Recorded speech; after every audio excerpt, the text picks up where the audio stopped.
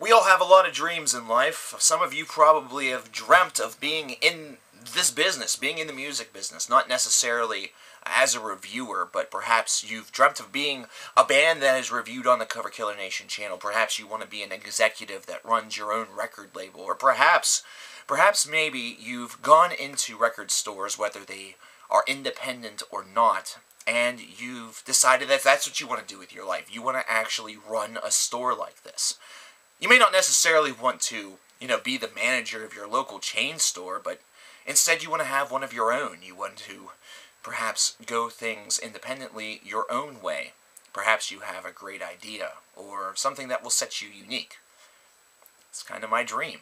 My dream is actually to have a record store, and it's kind of funny because it reminds me a lot of the old black metal bands from the first wave of black metal back in the early portions of the 1990s, which some people would actually debate as the second wave, but potato, potato. So whenever you think about it, these are all guys that were in bands that also were centered around one record store. But what exactly would set a record store these days unique from any other record store? What exactly makes it all the different? What would make the Cover Killer Nation, a music store experience, all of that different than, say, ones that exist? And I can guarantee you there's many ways you can run a store, there's many ways you can market a store. All of them are going to somewhat have the same principles, but level with me a little bit as I describe to you what I would have. I would need probably a larger piece of property. I'm not talking a small little hole-in-the-wall place. I'm talking mid-range, probably a couple of storefronts. So it's going to be sizable, but that's because I wouldn't just do music. I know about music the best, but I have friends, I have people that are very close to me that know about other things the best, and combined, if we combined our efforts, we would have something quite wonderful, something that would service the community that surrounds me in a multitude of ways, a multitude of great ways. We're talking music, we're talking movies, we're talking potentially video games, potentially trading cards, we're talking all sorts of different breadths of entertainment. There may even be some sort of smoke shop or coffee shop that's also available in this place. Mainly because I have people, like I said, that know a little bit about everything, but I also want this place to be one of a kind. I want it to be unique. I want its focus, its center point, its absolute core reason for being there, being the musical side of things, being the entertainment side of things, but there's no real problem with having other forms of entertainment. There's no problems of having it be a universal spot where people who enjoy this stuff all come, hang out, mold, and really grow to appreciate one another. So that's all well and good. Now you have your basis of product. Now you have kind of an idea of what this place would be stocked with.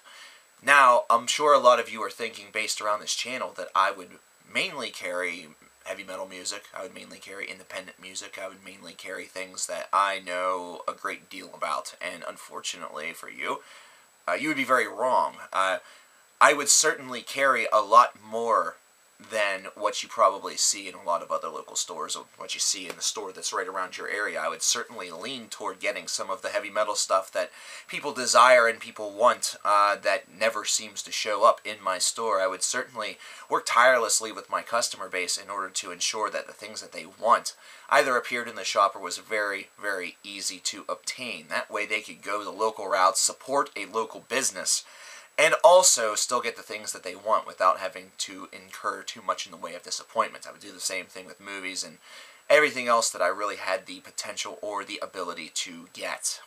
So there is that.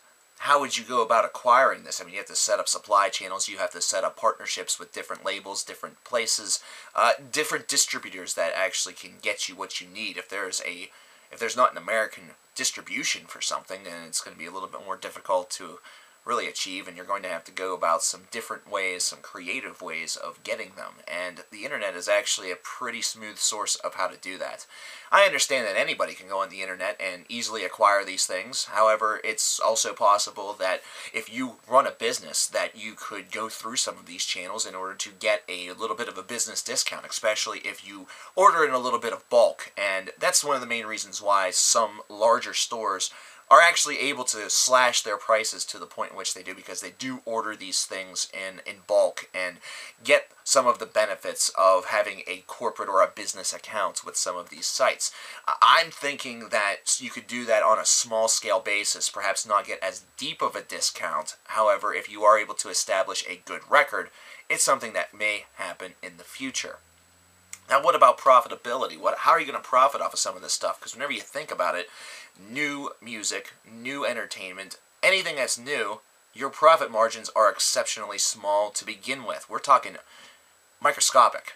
An album that you might complain about for being $17.99 may actually only get that corporate company or that independent music store $1 or so, if that, in pure absolute profit.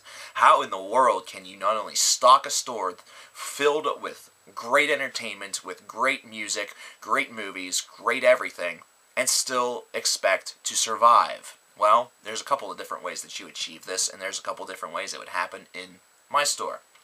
For one, we obviously would have brand new material. This is the stuff that's the newest of the new. That way, everybody can experience it as it comes out. So I'm talking CDs and DVDs. I'm talking Blu-ray and 3D. I'm talking video games, comic books, and cards. As the releases come out, we would have them.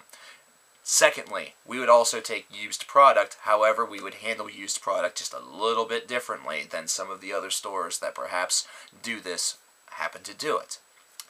For one of the key things that I would strictly enforce is the fact that it would be store credit only. Now, is this because I don't want to give cash? I'm tired of giving cash. I've done it before and it's just a waste of time. Am I worried about theft?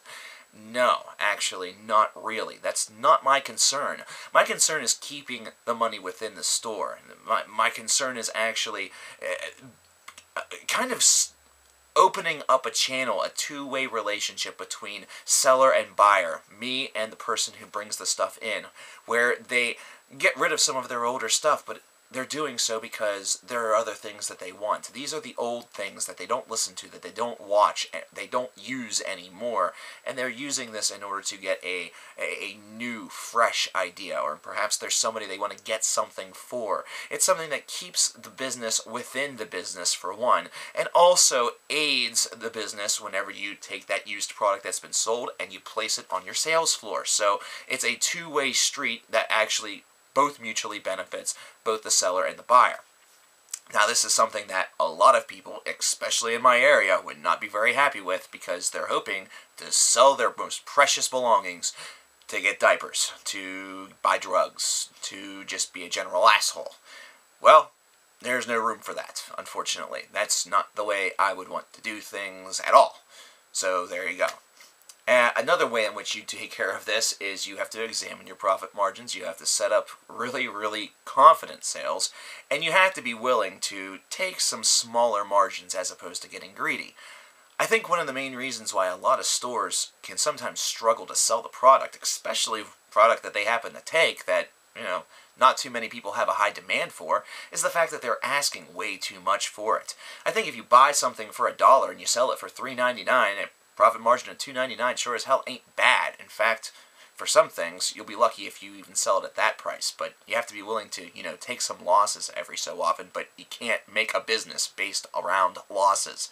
But this is something that would be ever present, and there would be a section that was dedicated to nothing but that. It would be alphabetized, and this would be one section where I would be tempted not to actually separate whenever it came to genre, only because you can find a little bit of something from every genre, hopefully, in this section. That would be the dream, at least. It would be something where you could find just a little bit of all, and find a great deal on it. Always be willing to run a little bit of a deal in order to get people in there, not to mention establish yourself. One of the final things that I would probably do is the fact that I would not really engage in a lot of gadgetry. And I don't mean by gadgetry, I wouldn't have a smooth computer register or a fancy pants inventory system. All that stuff is actually very essential for a modern business. By gadgetry, I mean there would be no bullshit. There would be no corner cutting or anything like that that was attempted to being used. It would be something where maybe, just maybe, you have a card that says if somebody spends $100, they get a coupon that's good for, 20% off a purchase. You know, you basically establish consumer trust based around the interaction that you have with the consumer, how you help them out. Your attitude, your perception, your knowledge actually becomes more paramount toward getting the sales and keeping the customers coming in, rather than fancy gadgetry and constantly offering a discount based around having a piece of plastic in your pocket. I understand that those discounts are helpful and actually can sway some people over there. I understand the statistics. The statistics, honestly, don't lie, but at the same time, it becomes too much of an all-consuming focal point of a business. Not to mention, it's a bona fide crash lifestyle right now. Everybody and their brother has one of these things. Every business, big and small, has it, which means that eventually it's going to be something that nobody wants, considering everybody has it. There's no longer any sort of exclusivity that exists within any sort of business based around one of these cards, based around anything that you can actually give that is encouraging loyalty. Loyalty with one of those cards is actually a stupid word. And I'll tell you why it's a stupid word. Loyalty means you're being loyal to the brand, when in reality all that the card is doing is saying, hey, you give me this, I give you a discount. It's like you're in my little club. Well, you don't need that. You really don't need that. Everybody's in the club. We're all in the club of loving the product. We're all in the club of loving the music. We love the movies. We love the games. We love the trading cards, the anime, whatever we may have in this store. Maybe we just want to go in there, sit down, have a relaxing cup of coffee, and puff on a smoke or something like that. Maybe that's all that you want. You just want a place to go, surrounded by things that you love, where you can find something new, where you can maybe trade in something old, where you can talk to people who love music, who love games, who love movies, who love the product that's being sold. And it doesn't feel like every single time you come into the store, you are not seen as a fan. You're being seen as a walking wallet. Now, a lot of that sounds very idealistic. A lot of that sounds, well, extremely idealistic, actually. Considering if you're in a business, the reason to be in a business is to make money. And this is a dream that perhaps is too idealistic to make money. But it's a dream just the same. It's one that I think could actually work. Considering whenever you look around the culture right now, whenever you look around the business setting right now, you don't see a lot of that. There's actually a market right now for local businesses that are focused on their product, that are experts in their field, and that don't have the allure, the luster, or perhaps that shimmering glow of commercialism, where all you are is a cog in the economic wheel of survival. Instead, you're a trusted friend, you're a local individual, either that or you yourself are a ridiculous collector who's hoping to complete that collection and hope to find that unique piece within a local store that doesn't have that air of, we don't need this, it's not selling. If something is brought in, it stays there until it's sold. Again, a lot of idealism. Again, no doubt a shitload of problems would arise from this. But maybe, just maybe, and maybe this is where this dream stays a dream. Maybe this is exactly what we need. Maybe this is a model for the stores of the future. Maybe this is what it deserves to be. Maybe these maybes are true because, well, just maybe, the way that things were before all of this reckless over-commercialization, maybe that way, maybe that was the best way. Maybe that was the only way. Maybe that was the way in which the world didn't feel so easily corruptible, where it didn't feel like there was such a distinguishing difference between upper and lower class. That's a lot of maybes, but that's my dream. That store is my dream. Surrounding it with experts that know their craft is my dream. Passionate individuals, paying them very well, and overall, just loving every single moment that I would get the opportunity to run and work at that store. What's your dream? What is your dream? Viewer, I want to know your dream, whether you're a member of this nation or somebody who just casually decided to view this video.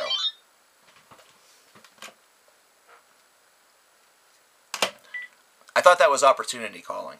I really did. But it wasn't. I want to know what your dream is, though. I really do. Tell me your dream in the comments below. I've just told you mine. What's yours? Maybe, just maybe, somehow, some way, we can think of a way. That way we can make all of our dreams, or at least some of them, the ones we really like, not the dream of the serial killer. Maybe we can make them a reality. Maybe we can help one another out.